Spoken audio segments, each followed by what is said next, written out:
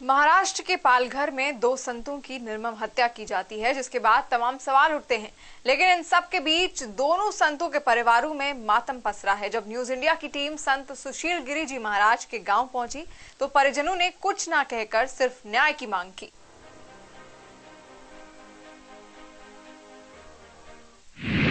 दो साधु, एक की उम्र 70 साल और दूसरे की उम्र 35 साल। मुंबई के कांदिवली के एक मंदिर में रहने वाले उन साधुओं को पता चलता है कि उनके गुरु का निधन हो गया। वो पैसा जमा करते हैं और एक वैन में सवार होकर गुरु के आखिरी संस्कार में हिस्सा लेने सूरत के लिए निकल पड़ते हैं। लेकिन रास्ते में ही लाठी और डंडों से लैस भीड़ पीट कर दोनों साधुओं को मार डालती है। इस पूरी वारदात को अंजाम दिया जाता है पुलिस वालों के सामने। जिन 2 साधुओं की हत्या हुई उनमें से एक थे सुशील गिरी जी महाराज, जो उत्तर प्रदेश के सुल्तानपुर जिले के चांदा गांव के रहने वाले थे।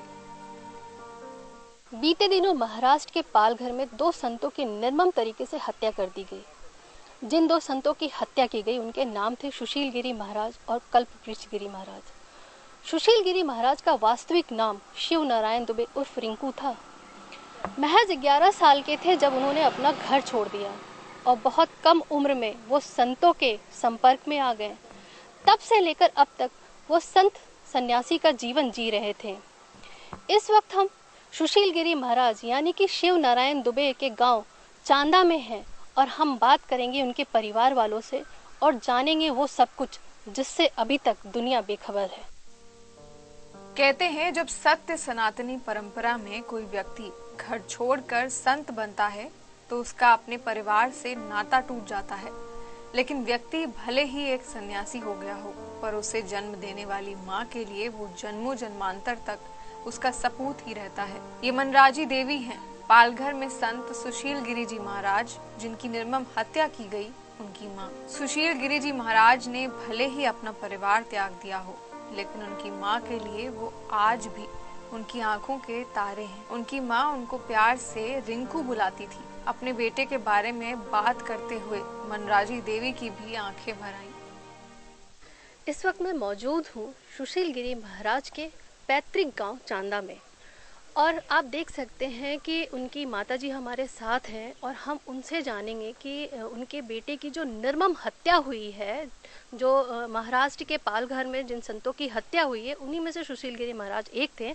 और हम उनकी माताजी से जानेंगे कि वो क्या चाहती हैं सरकार से। 11 वर्ष की उम्र में वो घर छोड़ के जा चुके थे। हाँ, तो 11 साल में घर। तो कभी आपने उन्हें खोजने की कोशिश नहीं की? बहुत कही थोर कही 11 बहुत गुरु, लेकिन निकल तो जब फिर 12 साल में 11 पता पाए है तो वहीं में साधु के एक साधु बढ़ के यहाँ आए है, रात की वही बताए हैं।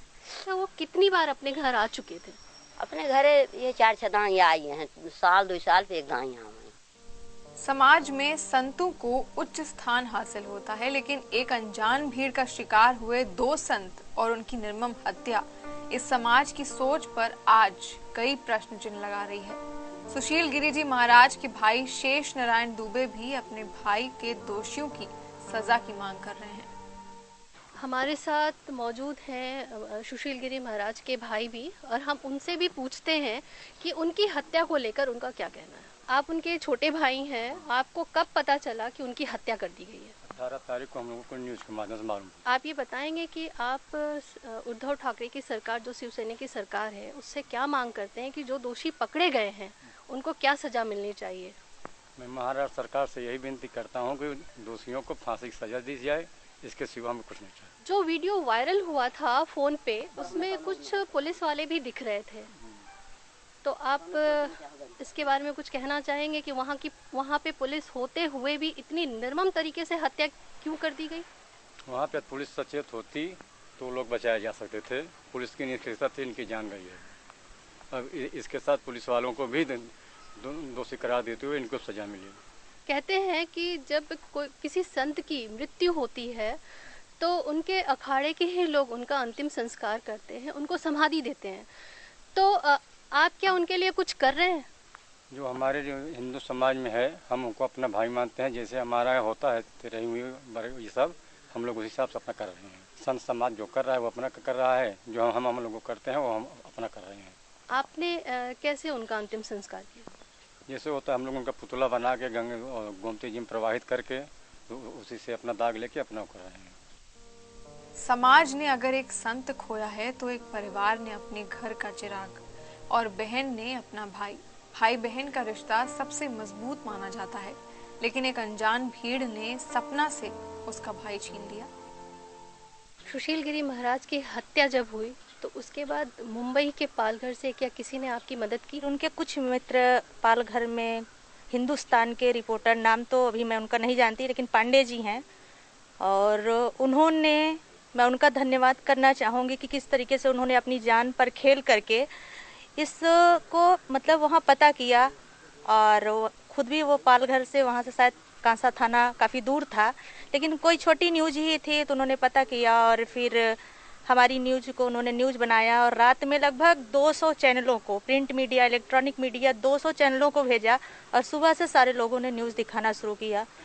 तो मैं पांडे जी का नाम तो नहीं जानती, लेकिन मैं बहुत उनकी आभारी हूँ कि उन्होंने मेरे भाई को न्याय दिलाने के लिए अपनी जान की परवाह न करते हुए मीडिया की पूरी कवरेज की। आपको क्या लगता है कि ये साजिश थी या पूरी तरह से पुलिस के सामने उनकी हत्या की गई? वीडियो को देख करके कोई ये नहीं कहेगा कि अफवाह को सुन करके उनकी हत्या हुई है।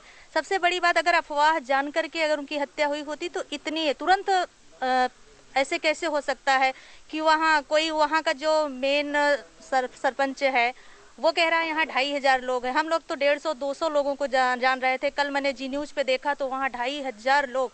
तो समझ में नहीं आता कि लॉकडाउन के दौरान वहाँ 2500 लोग कैसे इकट्ठा हो गए। बस 2500 लोगों को इकट्ठा होने से ही सबसे बड़ी साजिश की बू आती है।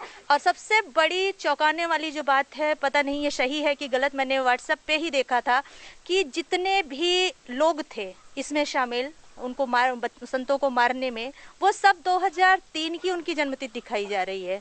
शर्म नहीं आ रही है, पता नहीं रिपोर्ट करने वालों को शर्म नहीं आ रही है, वहाँ की सरकार को, कि 2003 में, अरे 3 साल बाद तो आप लोग उनको नाबालिग दिखा के छोड़ दोगे, फिर हम क्या करेंगे? हमारे देश के संतों का क्या होगा?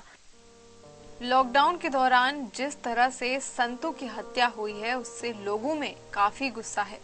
सुशील गिरी जी महाराज के गांव वालों का कहना है कि लॉकडाउन खत्म होते ही बड़ी संख्या में लोग महाराष्ट्र कूच करेंगे और मुंबई में सरकार का घेराव करेंगे। लॉकडाउन खत्म होने के बाद अखाड़ा परिषद के आह्वान पर हम सभी हिंदू भाई यहाँ से निकलेंगे और महाराष्ट्र में कूच करेंगे। वहाँ पर न्याय मिलने तक हम लोग चैन से नहीं बैठेंगे। मैं मांग करता हूँ, हम लोग लॉकडाउन के बाद यहाँ से, इस परिवार क्या, इस पूरे इलाके से सैकड़ों की संख्या में हम लोग बम्बई के जो पालघर इलाका है वहाँ तक के लिए जरूर कूच करेंगे और तब तक वहाँ बैठने का काम करेंगे जब तक हमको न्याय नहीं मिल जाती है इस घटना के संदर्भ में। क्योंकि ये घटना एकदम से निंदनीय नहीं, ये रेयर ऑफ द रेयरेस्ट कह लीजिए कि ऐसी घटना कभी होती नहीं है। साधु बनने के बाद 2 बार मुलाकात हुई। जब 8 साल बाद यहाँ आए थे तब तो छोटे से, तब मुलाकात हुई थी।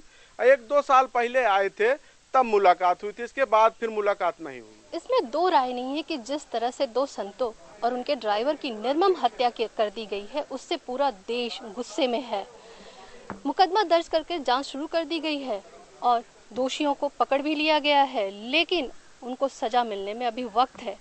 और हिंदुस्तान के सत्य सनातन की परंपरा है कि जब भी कोई व्यक्ति अपना घर छोड़कर संत बनता है तो वो अपने घर से जरूर दूर हो जाता है, लेकिन कहीं ना कहीं वो पूरे समाज, पूरे विश्व के साथ जुड़ जाता है। तो ये जो भी हादसा हुआ है ये किसी एक घर की दुर्घटना नहीं है, पूरे विश्व, पूरे समाज के लिए शर्मनाक घटना है। कैमरा पर्सन राज बिस्ट के साथ रागनी पांडे, न्यूज़ इंडिया, सुल्तानपुर चांदा से।